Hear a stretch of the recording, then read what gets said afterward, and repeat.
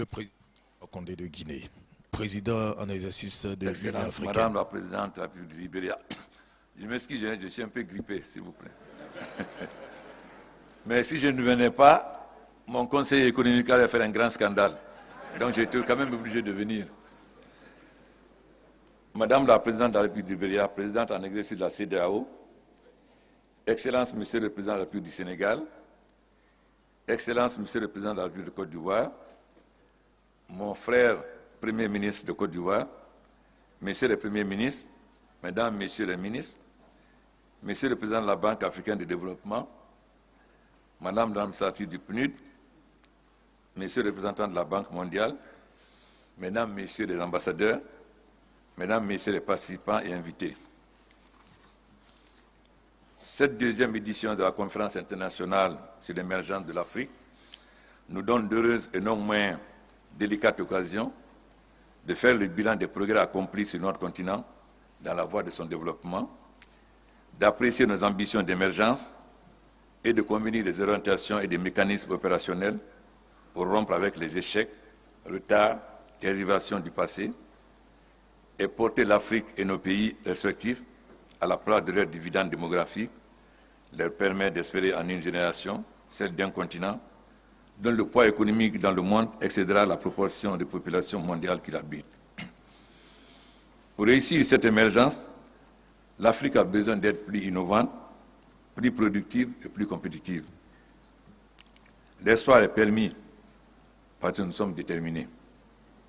En effet, l'Afrique a amélioré ses résultats économiques et sociaux en 2010-2015 en enregistrant une croissance réelle de son produit intérieur brut global de plus de 5% par an. Toutefois, cette performance est très en deçà de celle des pays émergents d'Asie. Elle ne s'est pas encore traduite par une transformation structurelle des économies africaines qui, presque dans leur totalité, restent des producteurs exportateurs de matières premières et de produits de base qui ne contiennent qu'une faible part de la valeur ajoutée des chaînes de valeur dans le monde.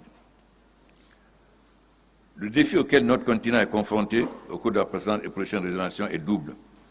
Premièrement, transformer structurellement nos économies, nos institutions et nos sociétés pour cesser d'être uniquement des producteurs de matières premières et embrasser toute la chaîne de valeur mondiale de nos produits. Deuxièmement, relever fortement les investissements pour réaliser une croissance économique réelle à 2 chiffres, au moins au niveau des performances que l'Asie du Sud-Est émergente a enregistrées au cours des dernières générations, et hisser la part de notre continent africain dans le PIB mondial de 3% en 2016 à près de 20% en 2050. La première édition de la conférence internationale sur l'émergence de l'Afrique avait mis l'accent, 1. sur le rôle de développationniste de l'État, les changements dans les modes de production et de consommation et le développement humain. La déclaration d'Abidjan qu'elle a adoptée recommande qu'un centre de veille stratégique soit institué et que la conférence se tienne tous les 2 ans pour vulgariser les bonnes pratiques en matière d'émergence. En approfondissant la réflexion sur l'émergence de l'Afrique, la présente édition devrait convenir des repères à fixer dans le plan de développement et d'émergence pour la transformation de l'Afrique et l'accroissement de la part de l'Afrique dans la production des richesses mondiales, conformément à l'agenda 2063 de l'Union africaine et les objectifs de développement durable des Nations unies. En échangeant sur les bonnes pratiques, elle devrait souligner l'importance de la mise en place d'un cadre de suivi et évaluation de la mise en œuvre des plans et politiques d'émergence et de mesures de progrès par rapport aux indicateurs d'émergence. L'objectif d'émergence des pays africains à l'horizon d'une génération, soit d'ici 2050, est très ambitieux, mais il est atteignable et devrait guider nos actions et nos politiques et programmes économiques, sociaux et de développement. Pour le réaliser, la sphère économique et financière a son importance, notamment pour apprécier les indicateurs de succès.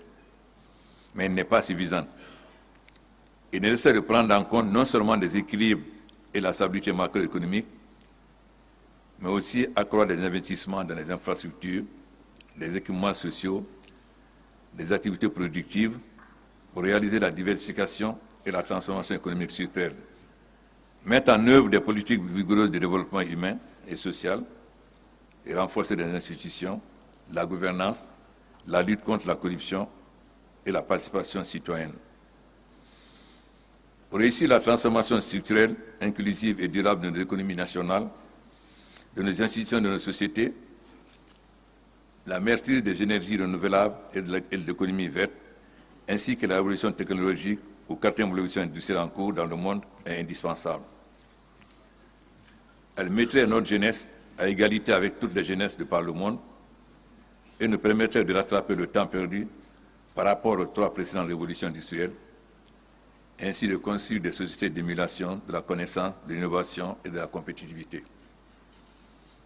À cet égard, je voudrais saisir cette occasion pour féliciter les pays africains pour les progrès accomplis, notamment les 27 pays qui se sont lancés explicitement dans des plans d'émergence, y compris les 13 pays qui ont fait l'objet d'études de cas par le PNUD et dont nous visiterons à émuler de bonnes pratiques. Je voudrais également encourager tous les participants à cette conférence à veiller à nous faire des propositions concrètes de politique de développement et d'émergence, ainsi que d'indicateurs de mesure, ayant pour objectif de permettre à tous les pays africains de formuler et mettre en œuvre avec succès des plans d'émergence ambitieux. Les enjeux de notre succès dans l'émergence, c'est l'emploi des jeunes et la maîtrise des flux migratoires. Ceci d'inclusion de toutes et de tous dans la production de partage des richesses, notamment des femmes africaines. Concernant les politiques macroéconomiques, il s'agira de veiller à accroître l'effort fiscal et douanier bien au-delà des 20% du PIB et de dégager une épargne budgétaire substantielle pour autofinancer une part notable des investissements publics, renforcer les marchés financiers intérieurs, y compris les transferts des Africains de la diaspora, et recourir au partenariat public-privé pour maîtriser l'endettement extérieur dans les limites viables. Il s'agira aussi d'encourager l'investissement privé national et étranger pour réaliser durablement des objectifs de croissance réelle à 2 chiffres. La forte croissance durable et inclusive contribue à améliorer la qualité de vie des populations, aussi bien en ville qu'en milieu rural. Pour ce faire, il est toutefois très important de continuer à renforcer les systèmes de santé et d'éducation. Enfin, la participation citoyenne, la bonne gouvernance, le renforcement des institutions permettront d'assurer la transformation, la croissance et le développement durable inclusif, de générer des revenus et des emplois, ainsi que la paix, la qualité et la stabilité économique, sociale et politique pour une Afrique nouvelle émergente. Concernant la Guinée, pendant la période coloniale, la Guinée était de toutes les colonies françaises celle qui avait le meilleur destin. On était à la fois un scandale géologique et un scandale agricole. Lorsque la France a constaté qu'elle allait perdre la guerre d'Indochine, ils ont décidé de faire de la Guinée le remplaçant du Tonkin pour fournir le riz à toute l'Afrique occidentale.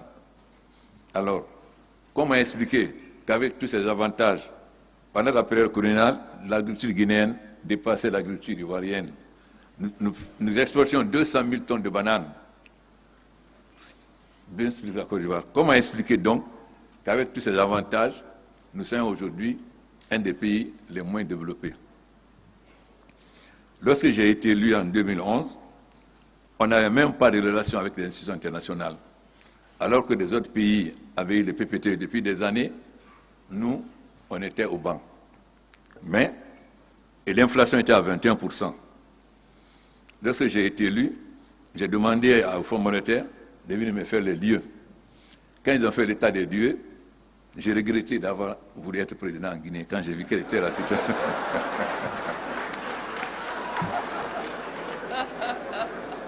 Et en 2010, le déficit budgétaire est de 12%. Le Fonds monétaire m'a imposé de passer à 2% en une année. Nous n'avons pas droit, bien sûr, au crédit. On n'avait droit que au crédit concessionnel, mais personne ne nous faisait le crédit concessionnel. Mais, grâce à la mobilisation du peuple de Guinée, à qui j'ai dit la vérité, j'ai dit que la Guinée est dans un trou, alors nous devons serrer la ceinture. Et grâce donc à la mobilisation du peuple de Guinée et la coopération avec les syndicats, nous avons pu obtenir le PPTE. Malheureusement, au moment où notre économie prenait son envol, nous avons eu la même maladie que le Libéria et l'Ebola, qui a mis notre économie à terre. Mais le peuple de Guinée est un peuple courageux et laborieux. Nous avons donc repris notre marche en avant. Mais ce n'est pas... La Guinée a presque la moitié des réserves mondiales de bauxite. Mais on occupait à peine 1% du marché international. Quand je suis arrivé, on faisait à peine 13 millions de tonnes. L'année dernière, nous avons fait 30 millions. Cette année, nous ferons 60 millions. Et nous allons devenir en 2019 le premier producteur de bauxite dans le monde. Pas seulement la bauxite, mais la transformation en alumine. Évidemment, nous avons comme concurrent l'Australie. L'Australie a un avantage sur nous. Ils sont plus proches de la Chine qui est le principal consommateur. Notre bauxite est de meilleure qualité. Comment nous avons rattrapé ce retard? En faisant des ports en eau profonde. Aujourd'hui, nous avons 3 ports en eau profonde. Bientôt, nous allons avoir 2 autres. Ça veut dire des ports où des bateaux de 200 000 à 300 000 tonnes peuvent partir. Donc, nous gagnons sur le trafic, parce que 200 000 tonnes, ce n'est pas 30 000 tonnes. Donc, aujourd'hui, nous avons rattrapé notre retard, enfin notre inconvénient par rapport à l'Australie. Nous avons l'avantage d'avoir une meilleure bauxite. C'est ce qui nous permet aujourd'hui de faire la zone économique sino-guinéenne. Pourquoi, mon frère Alassane? Les bateaux de bauxite, en partant, vont pleins de bauxite. En revenant, ils reviennent vides. Alors, pourquoi ne pas utiliser cela pour faire de Kamsa un hub? Ça veut dire, si un conteneur qui en a à Dakar coûte $1000, et ils peuvent le transporter à $100 à Kamsa, et on fait le transbordement, peut-être ça arrivera chez Macky Sall à $500, et en Côte d'Ivoire à $600. En même temps, cela nous permet aussi de pouvoir importer des usines clés en main pour transformer, puisque le transport ne coûtera pas cher. Et cette zone économique va créer une ville de 45 000 habitants au départ avec 30 000 emplois, mais en 2025, ça sera une ville de 200 000 habitants avec 100 000 emplois. Et vous verrez que cette ville a créé un endroit où il n'y avait rien.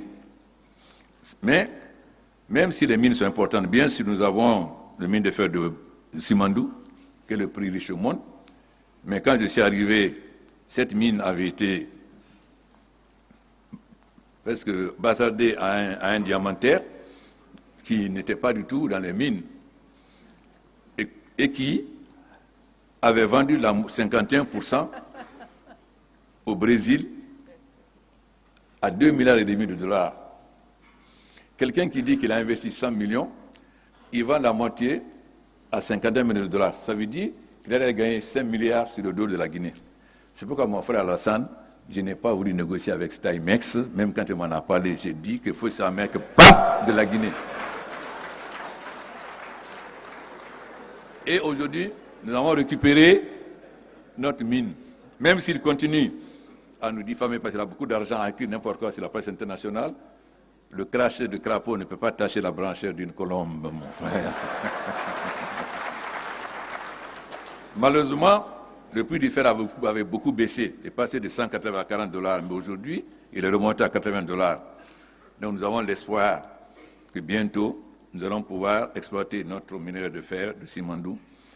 C'est le minerai de fer le plus riche au monde et qui est le plus grand projet actuellement en Afrique. Mais nous ne voulons pas baser le développement de la Guinée sur les mines. Bien sûr, nous avons le diamant, nous avons l'or, nous avons la bauxite, nous avons le fer. Et nous avons beaucoup d'autres minéraux. Nous avons les indices, comme le cuivre, le cobalt, etc., platine, uranium, etc. Donc nous sommes en train de faire la géophysique au 100 millième pour pouvoir les exploiter. Mais c'est l'agriculture qui va être la base et l'agro-industrie. Avant cela, c'est d'abord l'énergie. Il y a eu coupure de courant un jour à Bamako. Les Maliens sont sortis avec des pancartes. Bamako, ce n'est pas Conakry.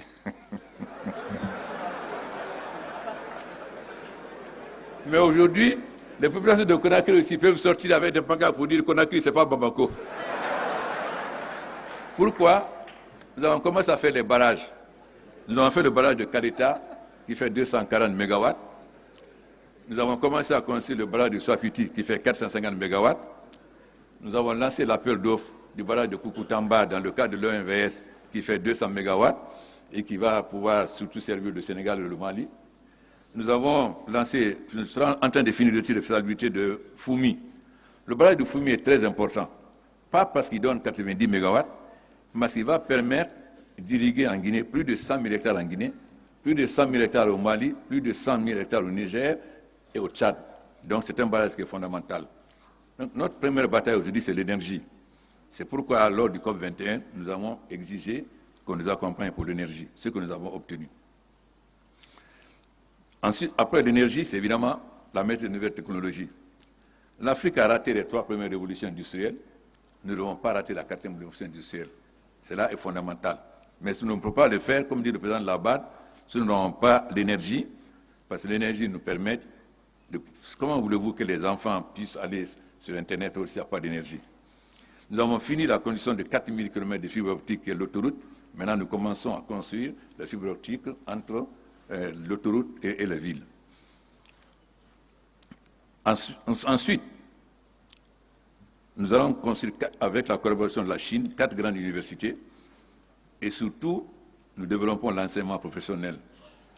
Car malheureusement, souvent l'enseignement supérieur en Afrique forme des chômeurs. Donc, nous devons privilégier l'enseignement professionnel.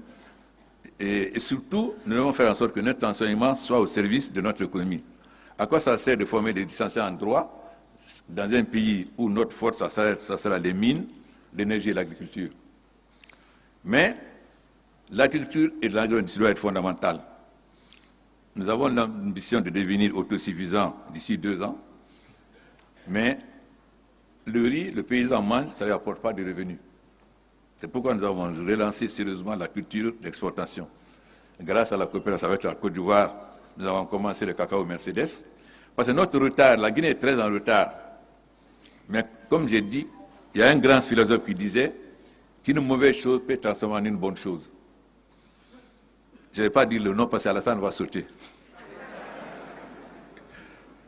Oui, bien, j'ai dit.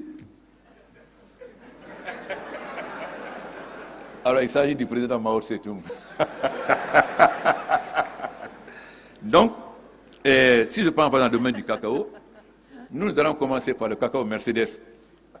Et le cacao Mercedes produit au bout de 18 mois. C'est-à-dire, notre retard va nous permettre d'aller vers les productions les plus avancées, parce que nous allons bénéficier des recherches que les autres ont faites pour partir plus haut. Ensuite, avec les nouvelles technologies, nous allons pouvoir transformer. Là où les autres ont mis 10 ans, nous pouvons mettre 2 ans. L'année dernière, j'ai dit que nous allons faire 200 000 hectares d'anacarde. Mon haut représentant, Sidia Touré, a dit non, ce n'est pas possible. Mais il a vu que nous avons fait 204 000 hectares et non pas 200. Et cette année, nous allons faire 300 000 hectares. C'est-à-dire, nous allons presque multiplier par 10 notre production d'anacarde. Grâce à la coopération avec l'Éthiopie et le Rwanda, parce que nous avons un avantage sur vous, nous pouvons faire le café arabica au Fouta Jalou. Donc, à la coopération avec...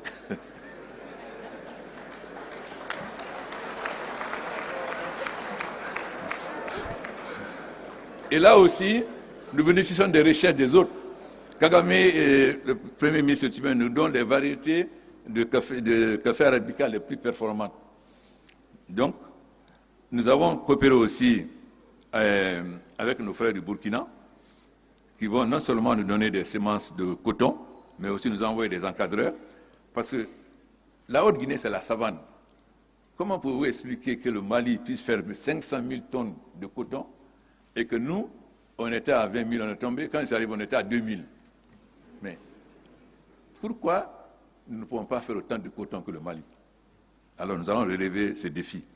Ensuite, aussi le sésame, parce que nous voulons que nos paysans développent la culture d'exploitation sésame. Grâce à notre frère ami Bouhari et au Brésil, nous allons lancer la production de soja. Donc, notre agriculture doit être la base de notre développement. Non seulement les cultures vivrières, mais les cultures d'exportation. Mais nous ne voulons pas... L'Ebola nous a donné une leçon. Il faut transformer nos matières premières sur place. Donc, nous ne faisons pas seulement d'anacarde. En même temps, nous faisons 2 usines d'anacarde. C'est-à-dire, à partir de l'année prochaine, notre anacarde ne sera pas exportée brute. Hier, on importait du ciment. Aujourd'hui, on est devenu exportateur de ciment.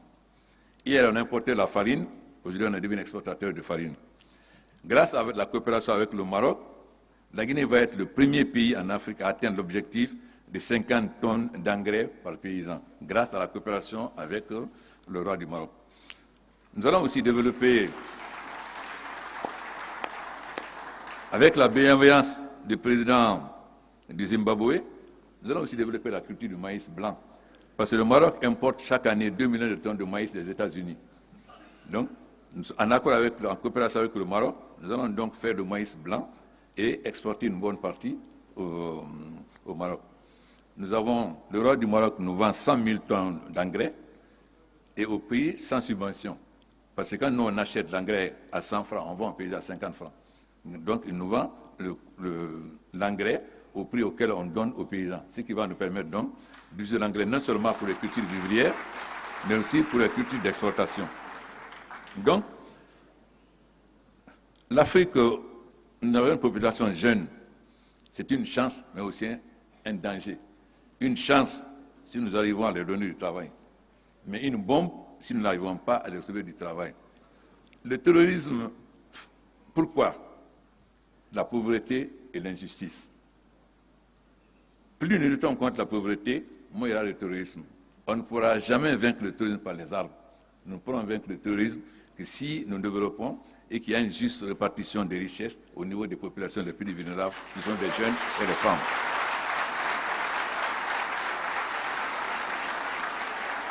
Ensuite, l'intégration économique. Mais nous avons beaucoup de bauxite. On peut faire de l'alumine, mais pourquoi pas de l'aluminium? Si vous avez remarqué, en Afrique avant, on utilisait beaucoup de bois pour les portes. Mais maintenant, on utilise de plus en plus d'aluminium. Ça veut dire que l'aluminium, nous avons non seulement le marché chinois, mais nous avons le marché africain. C'est-à-dire l'Afrique sera demain un marché plus important pour l'aluminium que la Chine. Mais nous ne faisons pas attention au changement en Afrique. Donc, ce n'est pas seulement la Chine. Nous avons les mêmes avantages avant que la Chine. Nous avons une main-d'œuvre moins chère, mais on n'avait pas la maîtrise technologique. Il y a un changement fondamental qui vient de se faire aujourd'hui. Le développement de la Chine était basé sur l'exportation. Aujourd'hui, le développement de la Chine va être basé sur le développement interne. Ça veut dire que la main-d'œuvre sera de plus en plus chère. Au moment où on a une main-d'œuvre moins chère, on maîtrise la technologie, ça veut dire qu'on a un double avantage. Non seulement c'est un grand marché africain si nous avons une éducation économique, mais nous allons devenir l'usine du monde et remplacer la Chine. Car si nous transformons la matière première sur place, mais cela suppose que nous changions nos petits nationalismes. Vous savez, l'Afrique, on dit que nous sommes l'avenir du monde, c'est vrai, mais pour cela, faudrait-il que nous-mêmes, nous ayons confiance en nous-mêmes. Ce qui manque à nous, chefs d'État africains, c'est que souvent, on n'a pas confiance à nos hommes d'affaires. On pense que les Européens font mieux. Mais il commence à y avoir un changement. Dernièrement, quand j'étais en visite d'État au Sénégal, j'ai été avec mon frère Macky Sall, à Damniadio. On a vu là qu'on commençait à favoriser les entreprises africaines. Il faut qu'on ait confiance aux hommes d'affaires africains. Parce qu'ils sont africains, ils sont chez eux. Et ils peuvent développer mieux que les étrangers. Perdons le complexe, parce que nous avons encore, surtout nous les francophones, plus que les anglophones d'ailleurs, ce complexe.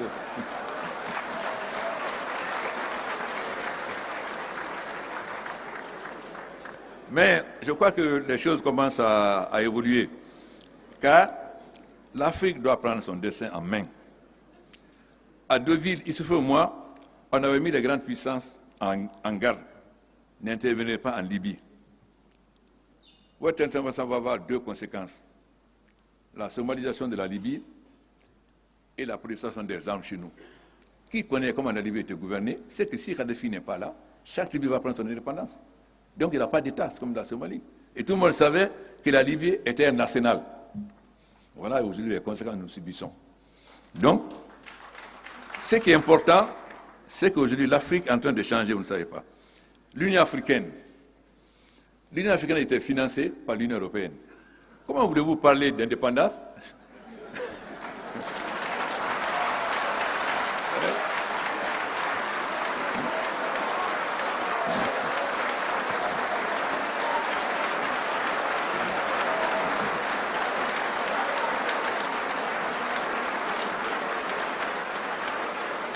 Mais cela est en train de changer. À Kigali et à Addis, nous avons décidé que chaque pays africain consacre désormais 0,2% de ses importations à financer. Donc ce financement va dépasser les besoins de fonctionnement de l'Union africaine. Nous avons décidé qu'on continue et on met le reste à la Banque de développement chez mon frère Dessina pour qu'il puisse davantage financer. Ensuite, le président Kagame a proposé des réformes extrêmement importantes. Quand il y a un sommet de l'Union européenne, tous les 6 à 10 heures, tous les chefs d'État sont dans la salle à 10 h moins 5. Nous, quand on dit 10 heures, si on commence à midi, si on commence à midi, on a commencé tôt. Vous avez des présidents qui viennent jusqu'à 10 distance, et la matinée, ils prennent l'avion et repartent, alors que la conférence dure 3 jours. Pourquoi? Et ensuite, nous sommes fatigués par les ministres des Affaires étrangères, ou même des ambassadeurs. Nous avons donc décidé désormais que seul, s'il n'y a pas un président, seul le vice-président ou le premier ministre prendra la parole. Celui qui envoie son ministre des Affaires étrangères, il n'aura pas la parole, encore moins un ambassadeur. Et beaucoup d'oiseaux de mauvais augure pensaient que l'arrivée du Maroc allait faire éclater l'Union africaine. Mais ce qu'on n'a pas compris, c'est que les chefs d'État africains ont compris qu'aujourd'hui, avec le danger du terrorisme, l'immigration clandestine, l'insécurité de développement, l'énergie, la lutte contre le climat, nous ne pouvons pas nous diviser sur un seul problème. On peut avoir des divergences, mais ce qui nous unit est plus important. La preuve, le Maroc est rentré par consensus et l'Union africaine est ressortie plus forte qu'avant. Voilà le changement donc. Nous avons constaté aussi que quand l'Afrique parle d'une seule voix, on est écouté. Vous vous rappelez que lorsque nous étions en Afrique du Sud, j'ai fait une lettre que j'ai fait signer par chacun d'entre vous. Vous m'avez dit, encore, tu es revenu à tes habitudes, la fin, l'émotion. Mais nous avons écrit au président Hollande pour dire, voilà nos objectifs. Si le COP21 ne remplit pas ses objectifs, nous ne voterons pas. Et nous avons donné l'ordre à tous les ministres de s'abstenir. La conséquence, nous avons obtenu que 2015, 2016, 2020, qui nous constitue 10 gigawatts, nous avons fait ce qu'on voulait sur le climat, etc. Donc, quand l'Afrique parle d'une seule voix, elle est écoutée. C'est en partant de là que nous avons décidé d'innover au niveau du geste de la gestion de l'Afrique. Nous avons donc multiplié les chefs d'État, chacun parlant d'une voix. Je viens donc de charger notre frère Alassane, étant donné que c'est mon conseiller économique compétent. C'est lui donc qui est chargé du dossier 2063. Ça veut dire qu'il doit nous donner une feuille de route et au prochain sommet, présenter quelque chose de très concret. Parce quel est notre problème? On prend des résolutions. Kagame a compté 1500, mais il n'y a pas de suite. Désormais, nous prenons une ou deux résolutions et le sommet de juillet doit être un sommet de contrôle. Parce que si on prend des décisions, il faut que ça soit contrôlé. C'est ainsi que le roi du Maroc a le dossier de l'immigration. Le président Bouteflika, le dossier du terrorisme. Le président Issoufou, la zone de libre-échange. Le président du Tchad, l'application du dernier notre mot d'ordre, démographie pour la jeunesse, etc. Donc, ça veut dire que chacun doit travailler avec le commissaire en exercice, faire en sorte que sur tous ces domaines, on progresse. Parce que si on progresse, le commerce intra-africain est de combien? À peine 5%. Parfois, pour aller de Conakry en Éthiopie, il faut passer par Paris. Ou pour aller de Conakry en Éthiopie, il faut passer par Londres. Donc, c'est fondamental que nous développons. Et je suis d'accord avec le président Macky Sall. C'est pourquoi nous avons comme programme de faire le chemin de fer Conakry-Bamako. Mais Macky, je te préviens.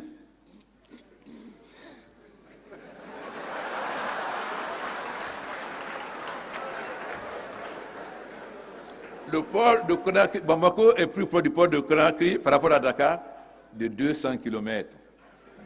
200 km. Ensuite, évidemment, nous nous battons pour le Transguinéen, c'est-à-dire le chemin de fer qui va partir de Simandou à Fourkaria. Mais vous savez, nous avons beaucoup souffert des multinationales. Rio Tinto a gelé notre minerai de fer. Comme on gère en jachère, comme on met un champ en jachère, pour exploiter son minerai de fer d'Australie. Parce que comme notre minerai de fer est fer magnétique riche, si ça vient sur le marché, ils ne pourront pas vendre leur minerai de fer. Pendant des années, donc, ils ont géré notre minerai de fer. Voilà les leçons que nous devons tirer. Nous devons avoir la maîtrise, connaître exactement quelles sont les richesses. Parce que très souvent, ils nous disent la teneur qu'ils veulent. On n'a pas la capacité de savoir. Ils peuvent dire 40% alors que 70%. Donc, si nous nous renforçons, si nous travaillons ensemble, pourquoi nous allons vendre notre minerai de fer dehors? Pourquoi nous n'allons pas transformer en acier? Mais cela n'est pas possible dans le cadre d'un État. Mais si on est ensemble dans l'Afrique de l'Ouest, pourquoi ne pas créer des sociétés où la Côte d'Ivoire a 5%, le Sénégal 100%, 100%, et à ce moment-là, on peut transformer le minerai de fer en acier, et nous sommes aujourd'hui, on va être le plus grand consommateur d'acier. Ce que les gens ne comprennent pas, tout le monde parle de la Chine comme le plus grand marché. C'est vrai pour le moment. C'est pourquoi nous avons signé un accord stratégique avec la Chine dernièrement lors de mon voyage d'État. Et infrastructure contre mine. Parce que si nous sommes en train de résoudre le problème de l'énergie, nous avons un grand problème en Guinée, c'est les routes. Nous n'avons pas de routes. Donc, nous avons fait un accord stratégique. Mais attention, notre accord stratégique ne veut pas dire qu'on donne une mine à la Chine. Non. On dit,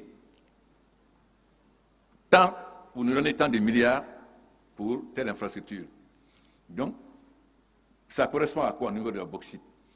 Si ça correspond à 2 milliards de tonnes de bauxite et que nous avons 4 milliards, évidemment, on ne vous donne pas la bauxite. On vous permet d'exploiter jusqu'à 2 milliards, à partir de 2 milliards maintenant.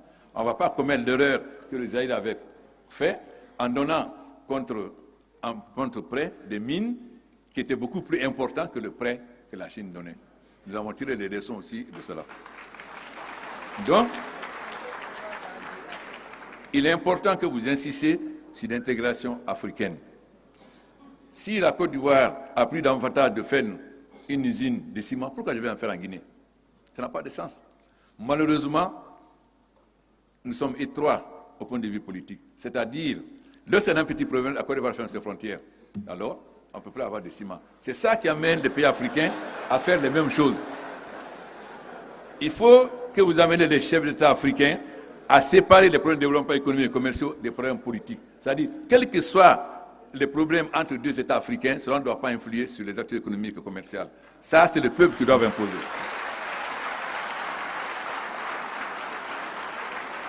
Mais ça, vous devez nous l'imposer. Parce que quand vous laissez entre nous, on ne le fera jamais. Il faut se dire la vérité, on ne le fera pas. Mais la jeunesse africaine va nous pousser aujourd'hui à le faire. C'est une jeunesse consciente qui va sur Internet, donc, qui sait ce qui se passe dans le monde. Voilà donc ce que je souhaitais vous dire. En souhaitant que nous collaborons pour transformer la matière première sur place, tous les jours, quand vous prenez France 24, tant de morts dans le désert libyen, tant de morts en Méditerranée. Mais est-ce que cela n'interpelle pas la conscience des chefs d'État africains? C'est une honte pour nous de voir nos enfants mourir comme ça. Et quand c'est les Africains, on dit des émigrés. Quand c'est leur côté, on dit les migrants. Voilà. Donc, j'interpelle, mais je peux me permettre, je suis plus âgé qu'eux, donc je peux les interpeller. J'espère que nous allons faire en sorte que l'intégration africaine, la CEDEAO a beaucoup avancé sur l'intégration économique, mais zéro sur l'intégration politique. Nous sommes en retard par rapport à la SADC et l'Afrique de l'Est au point de vue de l'intégration politique, parce que nous sommes encore trop attachés à l'ancienne puissance coloniale. Coupons le cordon ombilical et soyons africains. Le président de la République de Guinée, Alpha Condé, président en exercice de l'Union africaine, il a dit quelque chose de très important. Il faut trouver du travail aux jeunes et bien répartir les richesses si nous voulons aller véritablement vers l'émergence. Allez-y. Oui, effectivement. Le président Condé, en tant que président de l'Union africaine, n'a pas manqué de faire ressortir des problèmes sérieux. Une Afrique plus innovante, ça c'est important.